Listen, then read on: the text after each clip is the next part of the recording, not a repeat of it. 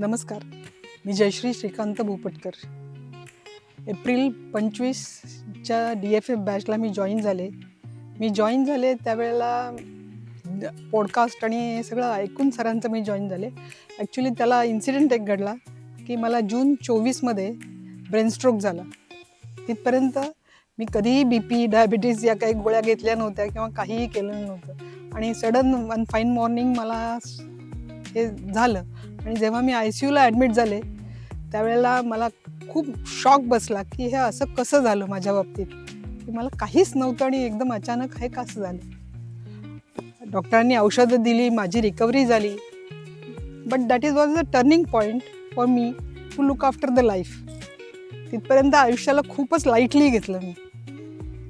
त्याच्यानंतर लक्षात आलं की नाही, मला या माझ्या शरीराकरता की माझ्या या पुढील आयुष्याकरता मला काहीतरी केलं पाहिजे.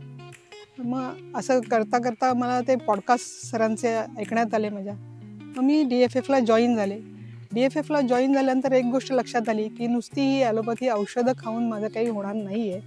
हे लाँग रन करता माझ्या बेनिफिशियल नाही आहे. I have to change myself. My lifestyle has to be change. ते करताना मग सरांची लेक्चर्स ऐकून स्वतः तसे बदल करत गेलो. डाएटमध्ये सुधारणा, तुमच्या विचारांमध्ये सुधारणा, थोडक्यात शरीराचा आणि मनाची pH लेवल बॅलन्स करायला सरांकडून शिकलो.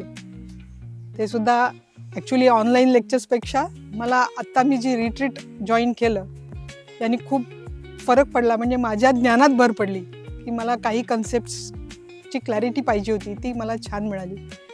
आणि आपल्यापेक्षा पण आहे ना सर खूप तळमळीने सांगतात की स्वतःच्या रिकव्हरीपेक्षा पण त्यांना पेशंट कसा रिकवर होईल ही तळमळ. स्वतः आपण पेशंट म्हणून स्वतःचं शेड्यूल एवढ्या तळमळीने करतो असं मला वाटत नाही, जेवढ्या तळमळीने ते आपल्याकरता सांगत असतात की नाही, तुम्ही तुमचं शेड्यूल कसं ठेवा.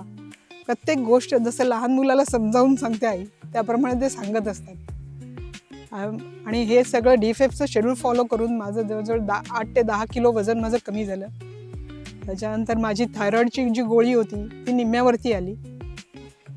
माझ्या कोलेस्ट्रॉलची गोळी माझी 40 mgची होती, ती माझी 10 mgवरती आली. आणि BPची गोळी ऑलमोस्ट बंद आहे, अल्टरनेट डे घ्यायला सांगितली आहे जस्ट. त्यामुळे मला भरपूर फायदा झाला या गोष्टीचा की मी म्हटलं थँकफुल अँड ग्रेटफुल ते सुद्धा शब्द सरांकरता कमी होतील. So I am very much thankful and grateful to Bhagyesh sir and their team. आणि त्यांचं कोऑर्डिनेशनसुद्धा अतिशय सुंदर आहे.